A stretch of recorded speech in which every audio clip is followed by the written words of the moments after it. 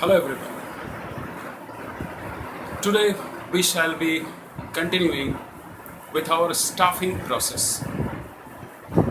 We have discussed what is the importance of staffing for an organization, and this day we would see what it entails, the entire process that staffing undergoes.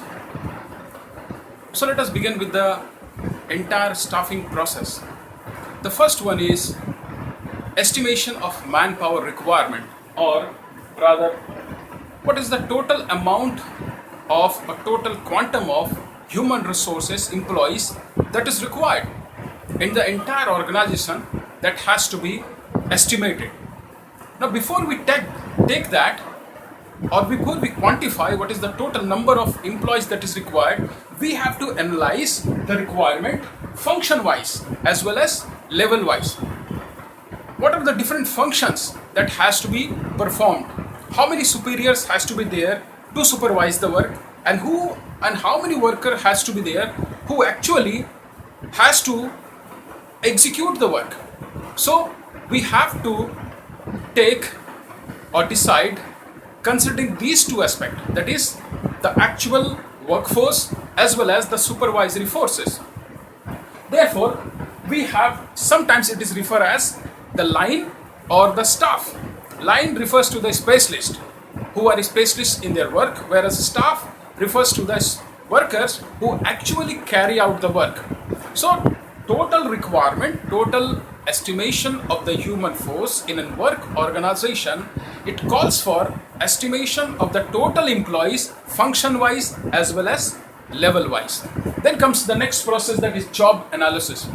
Now here, job analysis, it means analyzing the number of tasks that has to be performed.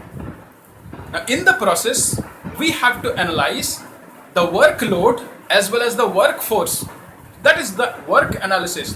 What is the workload that each individual can undertake so that they can perform their optimum level? We can get maximum out of a worker or an employee, whereas workforce calls for the different types of work for which we require employees. So therefore, this job analysis involves workforce analysis as well as workload analysis. Besides that, an organization has to take care that what is the task involved. Now here, this is our workforce analysis, the number of tasks that is involved in an organization that has to be undertaken, that helps to be analyzed, and then based on that, we have to estimate the number of workers. Then we have condition of job executions. Job analysis also calls for the conditions in which the job has to be performed, because that determines the period of work to which an individual employee can sustain. So therefore, there would be shift in the working hours. So for every hours or for every next process of work, we require another set of workers. Therefore, conditions analysis has to be taken. Then other job and its relations. What are the related jobs that can be performed by an individual workers? That has to be undertaken. Then finally, we have personal capabilities. Whenever we assign the work to an individual, we assign the work in accordance with the personal capabilities of the worker. Now these personal capabilities help us to determine the total number of workers that we require for our organization. So this is what is entailed in job analysis. Along with this, we have to analyze, or in short we can say, workload analysis and workforce analysis. Then the next is recruitment. Now recruitment is a process of motivating the personal or the prospective employees to apply for a job in our organization. After having estimated the requirement of the employee, we look out for different sources from where an organization can hire different types of workers. what we have had over here on the basis of task, on the basis of their personal capabilities. So we can look for the various sources from where we can get different types of workers. And then we need to take some advertisement so that we can motivate, we can induce those prospective employees to work for or to apply for the job in our organization. Now, these sources of recruitment can be internal as well as external. Internal means we can resort to either promotion, transfer from the within the organization, whereas external sources can be like hiring from some employment agencies, then ask factory gate is also there, appointment at the factory gate. So there are various external sources through which we can hire the employee that is required for our organization. After recruitment, there comes the process of selections. Now, when we have induced the prospective employees to apply for the job in our organization, we expect not only one, but there may be number of applications for job, but we cannot provide job to all. So what we do, we find a suitable process through which we choose the most suitable and appropriate candidate or employee for our organization, and then we reject the rest. So selection is here a process through which we screen the various candidate to find out. It is a process of screening the various candidate on the basis of some skill test, on the basis of written test, on the basis of some capability test. So there could be various types of tests that we undertake to find out, to screen who is the most appropriate and suitable candidate for our organization. And after we find who is the best suitable candidate, the next process follows in staffing, that is placement and orientation. Selecting the best candidate calls for giving him or her a contract of agreement, employment. So once we give them an employment, then we take them within our organization, and then the employee who is newly recruited and newly selected, he has to undergo the process of assimilation. He must know, he must imbue himself with the work culture of the entire organization. The people with whom he has to work, the seniors, superiors, the subordinates who will work under him, the seniors to whom he is supposed to report. Then what is expected of him, the work that he is expected to carry out, the objective to which he is expected to contribute, the various policies of the organization. This all has to be taken under placement and orientations. Then after making him familiar with the organizations or customizing him with the organization by placing him at different job places so that he gets the test of all the functions, all the jobs that an organization undertake. And then after having a due acquaintance with the organization, he is placed in his job. So that is the purpose of orientation and placement. And finally, staffing also calls for the next step, that is training and development. Training is a type of skill enhancement program which enhances the capabilities and skill of a worker relating to the present job that he is undertaking, that he is doing at the present. Whereas development refers to making additional quality or promoting additional quality in an employee so that he can be future ready. There may be various opportunities when an employee, besides executing the job at a level at which he is appointed, he may have to perform the job at a higher level or at a different level. So training and development provides the opportunities as well as develops the skill of the employee to handle a work even at a different job position at different levels. So making an employee competent to handle the present work as well as making them future ready to execute a higher responsibility as and when entrusted. So this is our sixth, training and development. Then we have to take performance appraisal, the seventh step. Performance appraisal is evaluation of the performance of the workers at the end of a specified period to find out whether the employees have been achieved to match the standard of performance or not. How far they have been successful in contributing to the objective of the organizations. What is their contribution?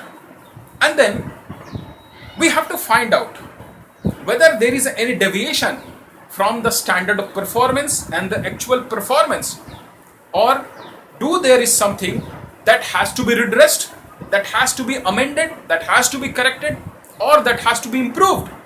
So that has to be decided.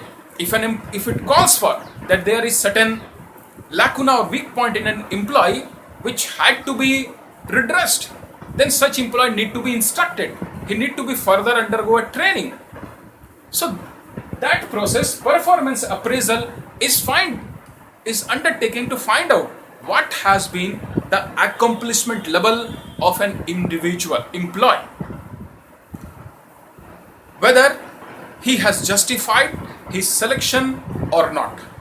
There are employees in the organization who contribute. Each employee, they contribute to organizational growth and prosperity or to the objectives achievement of the organization.